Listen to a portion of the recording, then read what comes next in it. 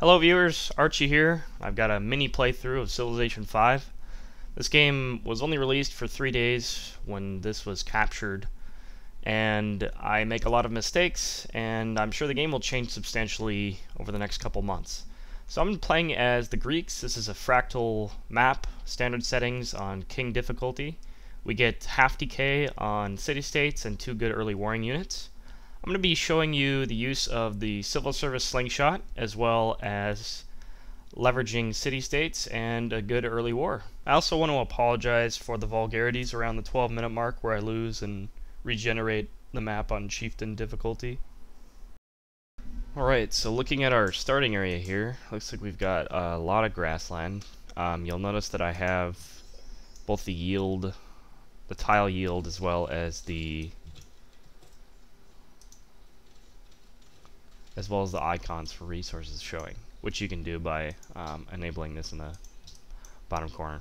I think I'm going to try a Civil Service Slingshot here with all this nice grassland, and I'll show you how to attain a lot of food, get your population really high, and then kind of churn out a good military and take over. So I'm going to settle Athens next to the river. My first priority is basically going to be getting farm on those hillside river tiles.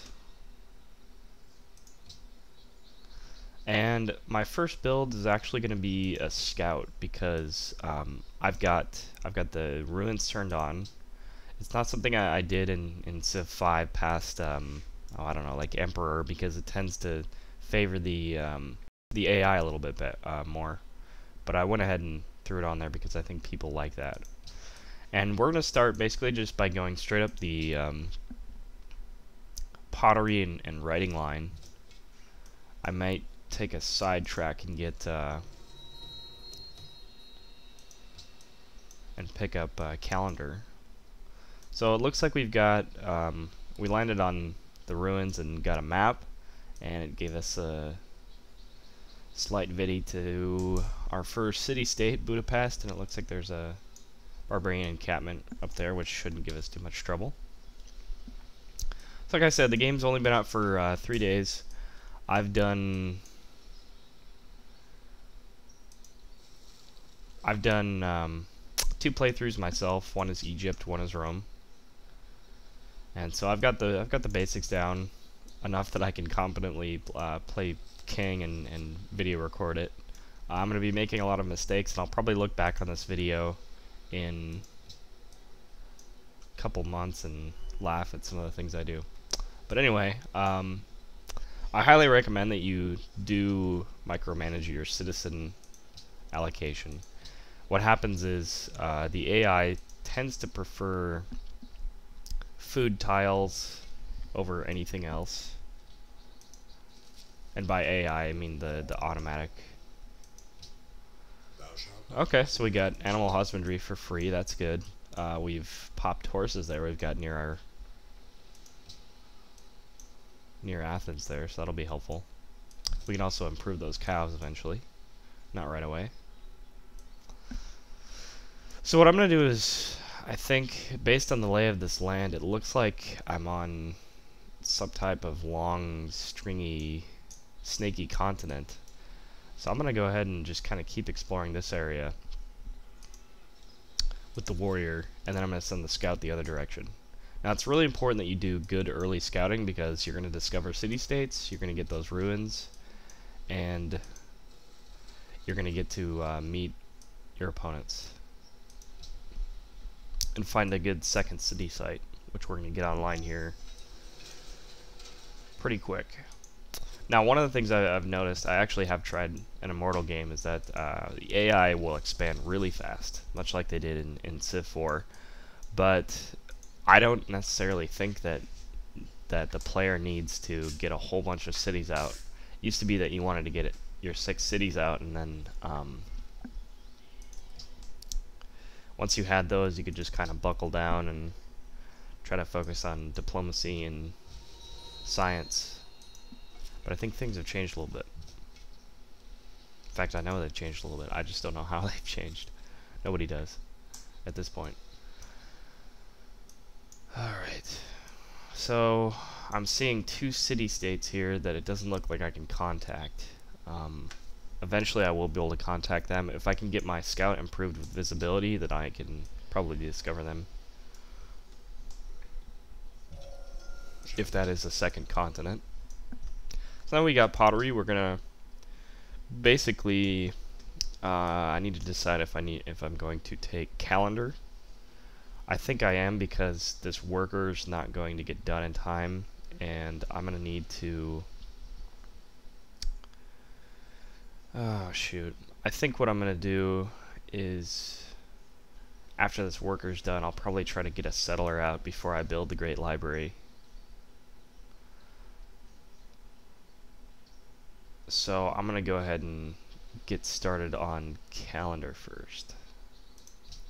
I'll improve the cotton. I've got 2 of them, which means I can sell one off.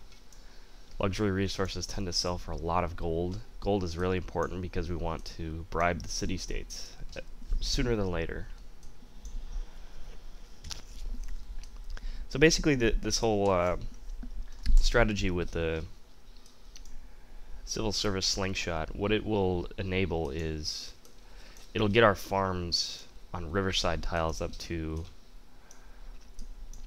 4 food on grassland. So it's going to permit a lot of growth. The city's going to get big. We're going to have science coming out of our asses. This is at this point looking like a pretty good second city spot.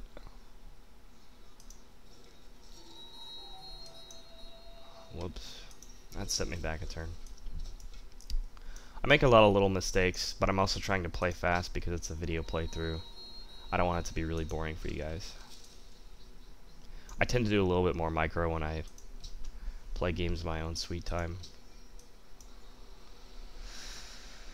Let's see. I'm going to try and get this guy out quicker than slower. I want to improve those tiles. So I'm going to switch that to production. Now when you're scouting, it can often be advantageous to move 1 tile at a time. All units in this game, with the exception of special terrain like woods and hills and stuff that requires 2 movement, will be able to move 2 tiles per turn.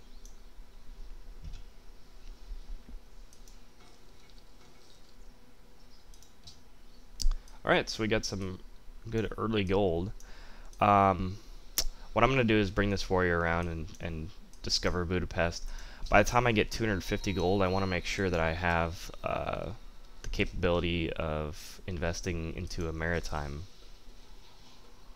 city-state, and that's because they're going to give me a lot of bonus food and eventually luxuries. Ooh, here's one. And there we have it. There's our maritime. So right now, if I give them 250 gold, I think they're friendly, so I think they give me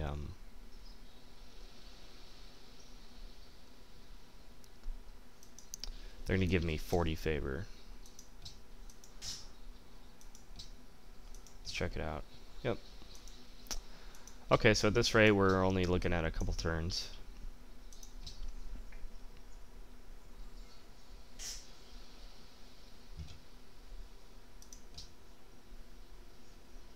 I'm actually going to switch this to writing. I changed my mind. I might need to get started on Great Lib before sooner than later. Not only that, but my worker isn't going to get a chance to get over to that cotton quick enough because he's going to be busy farming out those hillside tiles. Which I haven't decided if it's the most efficient route yet, but it's certainly worked in games past. And anytime you're trying to build those early wonders, you really want to leverage the use of those hillside tiles. Alright, so Budapest is militaristic, which means we can gain favor with them and get some free units. So now that we're up to 250 gold, looks like these guys drop down to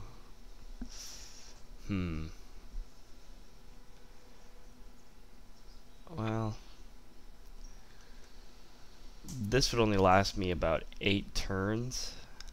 So I think what I'm gonna do, because it's still early in the game, I'm still gonna be getting a lot of early discovery gold. I'm gonna hold off until the 500 gold mark. Then I can get instantly allied status, and that will work out better. So our first AI was Siam. I'm sure you saw there. I have to admit, my diplomacy at this point is pretty accurate. I don't really understand the packs completely, but I've gotten used to sort of the AI behavior. Gandhi is almost exactly how he was in 4. He's pretty passive, and looks like he took those ruins. Bastard. Just goes to show you what that one turn screw up over here with that scout does. It's really important to efficiently move around. Scouts don't get any sort of detriment to their movement when they're moving through rough terrain. But at least we will get the 25 gold from the Barb camp and the free experience. It's worth something. Hopefully Gandhi only got a map or something. So anyway, Siam, they are... I'm not really sure too much about them. I know they're pretty good. They did well in another game that I had. So Gandhi is a pretty nice guy. He's kind of the nice guy in the block. I'm going to go ahead and do this pact of cooperation. All I know is that I'm sure it has some type of bonus diplomatic modifier, which means he'll tend to like me a little bit more if I sign one with him. And I think that basically the way those pact of secrecies and pact of cooperations work is if you stick to them, you probably get more bonus than you don't. If you don't, I mean. So basically, if I don't sign a pact of secrecy against him with somebody else, I'll probably eventually get some type of nice bonus diplomatic modifier with him, with Gandhi. That's my theory anyway. I haven't done any good testing of that, but for what it's worth, that's kind of the rationale that I've been working with here. Okay, so at this point, I could get a quick monument out. I could build a granary, or I could build a settler, which is my choice.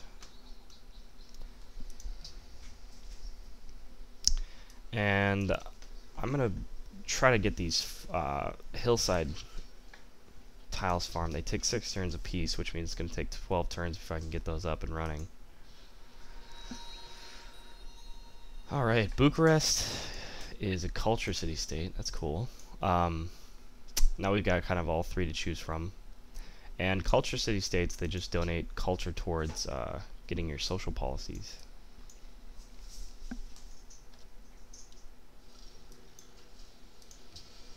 Now when you're working as settler, you can switch between food and production interchangeably. They don't really affect each other.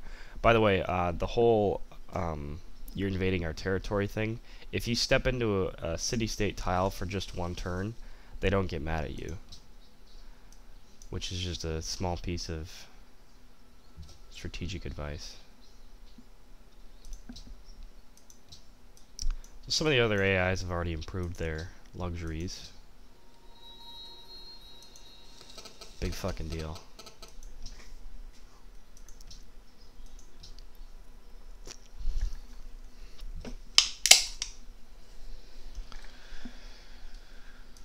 Alright, looks like Siam is kind of stuck in this desert area. Too bad for him.